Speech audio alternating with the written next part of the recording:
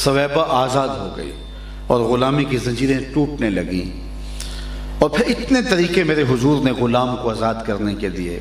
قسم توڑ بیٹھو تو غلام آزاد کرو، کفارہ ظہار میں غلام آزاد کرو، روزہ توڑ بیٹھو تو غلام آزاد کرو، کفارہ قتل خطا میں غلام آزاد کرو، اتنے طریقے دیے۔ اور پھر ویسے بھی ترغیب دی غلاموں کو آزاد کرنے کی۔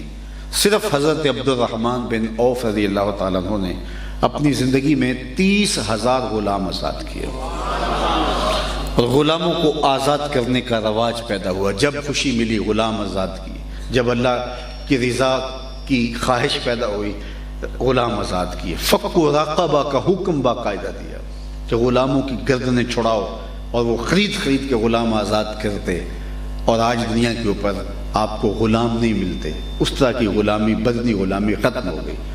تو یہ غلامی کے خاتمے کا صحرا کس کے سر پہ ہے؟ میلاد والے رسول کے سر پہ۔ ورنہ آج بھی انسانوں نے انسانوں کو جکڑا ہوا ہوتا، اور آج بھی ان کے ناک میں نکیلیں ڈال کے ان کو گھسیٹا جا رہا ہوتا، اور آج بھی انسانیت سسک رہی ہوتی، لیکن ایسا نہیں ہے۔ وہ بدنی غلامی سے انسان آزاد ہوا تو یہ صدقہ میلاد والے رسول کا ہے۔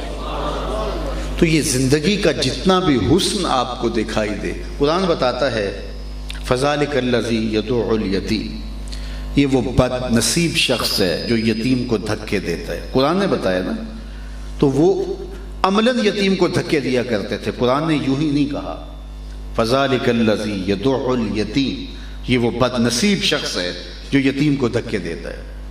تو وہ یتیم کو دھکے کیوں دیتے تھے؟ تو میں نے پڑھا ہے کہ وہ یتیم کو منحوس خیال کرتے تھے، اس کو کھانا دے دیتے تھے لیکن اس کو عزت نہیں دیتے تھے۔ سورہ الفجر کے اندر ارشاد فرمایا کلا بل لا تکرمون الیتیم، تمہارا مسئلہ یہ نہیں ہے کہ تم یتیم کو کھانا نہیں دیتے، تمہارا مسئلہ یہ ہے کہ تم یتیم کو عزت نہیں دیتے ہو۔ یار بچا ہوا کھانا باہر روڑی پہ جو پھینکنا ہے تو چلو یتیم خانے بھیج دو، کسی مدرسے میں بھیج دو، یہ بات نہیں ہوتی۔ وہ تو چلو ضائع ہوگا، کسی کے منہ میں پڑ جائے گا، یہ بات نہیں ہے۔ بات عزت نفس کی ہے۔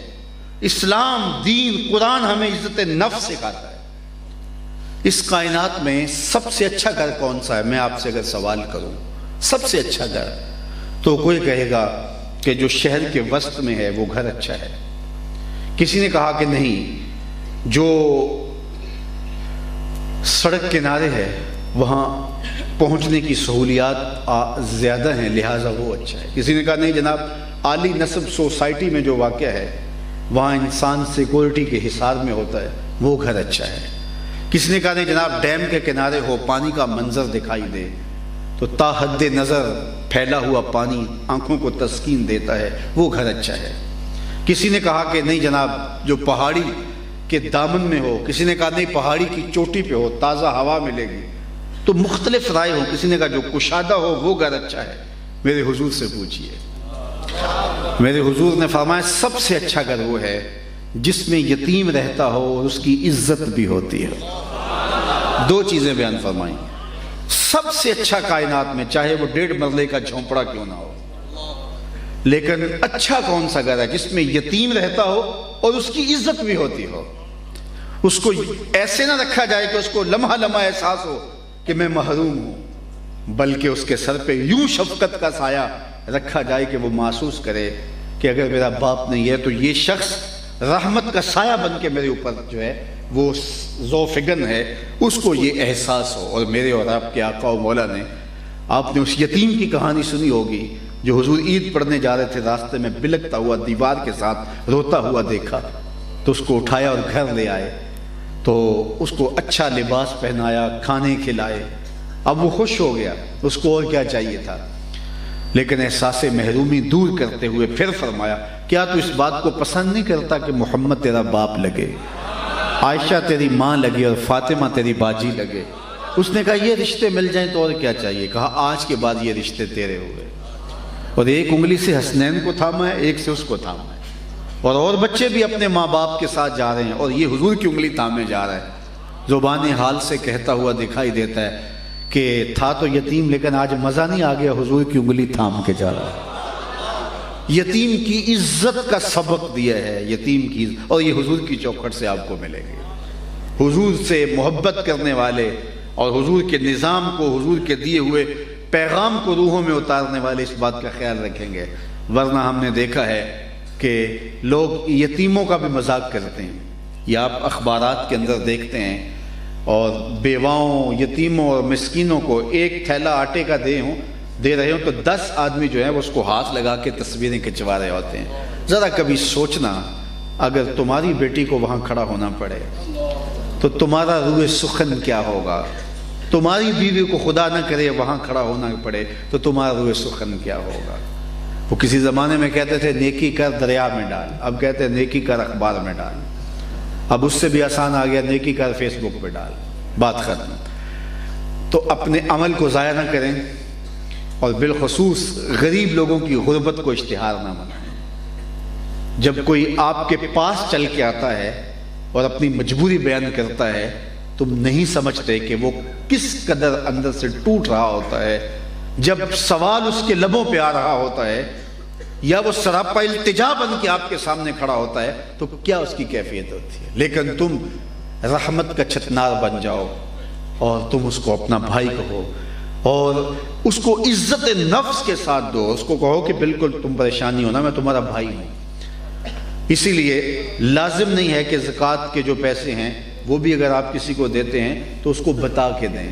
اگر آپ کو یقین ہے کہ یہ مستحق ہے تو اس کو بتانا بھی ضروری نہیں ہے، تو آپ ایسے ہی اس کو تحفے کے طور پہ بھی دے سکتے ہیں، لیکن اگر وہ مستحق ہے تو اس کو لگ جائیں گے۔ تو لوگوں کی عزت نفس کا خیال رکھنے کی تلقین کی گئی، تو کہا بہترین گھر وہ ہے جس گھر میں یتیم رہتا ہو اور اس کی عزت بھی ہوتی ہو، اور ان کی نزاکت قلبیہ کا لحاظ رکھنے کی تلقین کی۔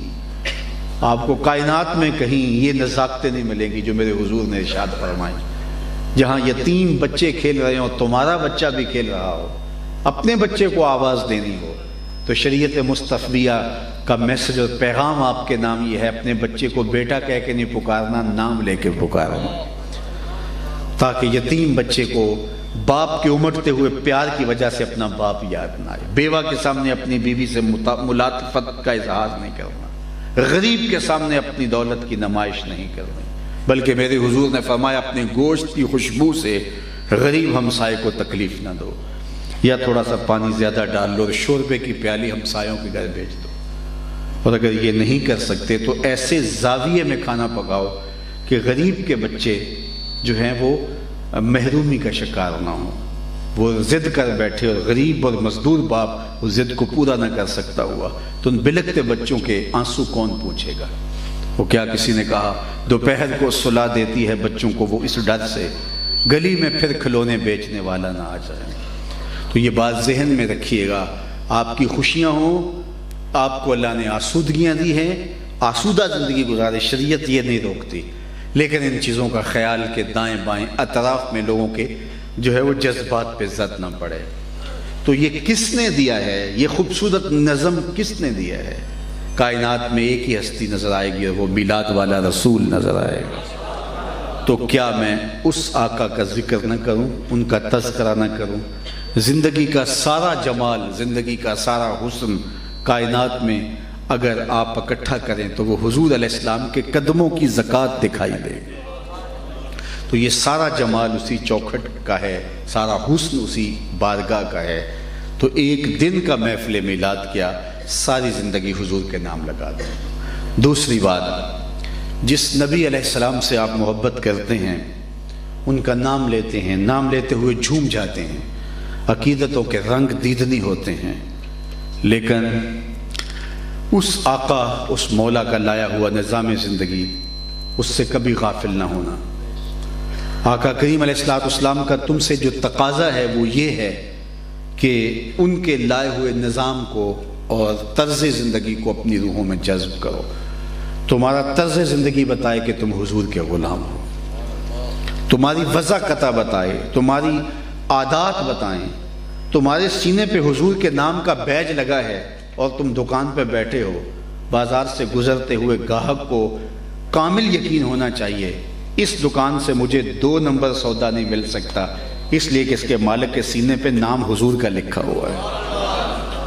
تمہارے گھر کی چھت پہ حضور کے نام کا جھنڈا لگا ہے، تو کوئی اپنی بیٹی کا رشتہ کرتے ہوئے تمہارے گھر میں جھجک محسوس نہ کرے کہ یہاں میری بیٹی ذلیل ہو کے نہیں رہے گی، ملکہ بن کے رہے گی، چونکہ اس گھر کی چھت پہ جھنڈا حضور کے نام کا لگا ہے۔ یہ حضور کے لائے ہوئے نظام کے مطابق اپنے گھر کو ترتیب دیں گے۔ لیکن اگر ہمارے لب کچھ اور کہہ رہے ہوں، سینے کے اوپر لگا ہوا بیج کچھ اور کہہ رہا ہو، گھر کی چھت کے اوپر لگا ہوا جھنڈا کچھ اور کہہ رہا ہو، ہمارا عمل، رویہ، طرز زندگی کچھ اور طرح کی ہو، تو پھر یہ دیکھیے کیا یہ حضور کی رضا کا سبب ہے؟ دین تو روحوں میں اتری ہوئی چیز کا نام ہے، یہ تو ظاہری علامتیں ہیں۔ اگر ظاہری علامتوں میں کے مطابق آپ کے باطن کی مطابقت نہ ہوئی تو پھر ان ظاہری علامتیں لگانے کا کیا فائدہ؟ اصل دل کا بدلنا ہے، اس آقا کے لائے ہوئے نظام زندگی کو۔ حضور سے پوچھا گیا کہ مومن بزدل ہو سکتا ہے؟ فرمایا نہیں، بہادر ہوتا ہے، لیکن ہو سکتا ہے کبھی بزدلی بھی کر لے، بشر ہے، کمزوریاں ہوتی ہیں۔ مومن ہوتا بہادر ہے، لیکن کبھی بزدلی بھی کبھی کسی سے ہو جائے تو ہو سکتا ہے۔ پھر پوچھا گیا کہ مومن کنجوس ہو سکتا ہے؟ کہا نہیں، سخی ہوتا ہے، لیکن ہو سکتا ہے کبھی اس سے بخل بھی ہو جائے۔ تیسرا سوال میرے حضور سے پوچھا گیا، مومن جھوٹا ہو سکتا ہے؟ فرمایا جھوٹا نہیں ہو سکتا، یہ طے شدہ بات ہے۔ پہلی دو باتوں میں گنجائش دی عالمات سمجھ۔ حضور نے فرمایا اولاد جب کسی بندے کی ہو جاتی ہے تو دو خرابیاں تھوڑی سی اس میں آ جاتی ہے۔ اولاد کے بارے میں مجبنۃ مبخلہ، یہ اولاد تھوڑی سی بزدل بھی کر دیتی ہے، اولاد تھوڑا کنجوس بھی کر دیتی ہے۔ تو اولاد کی وجہ سے کنجوسیاں بھی آ جاتی ہیں اور بزدلی بھی آ جاتی ہے۔ جب بندہ صاحب اولاد نہیں ہوتا، شادی شدہ نہیں ہوتا، تو اس وقت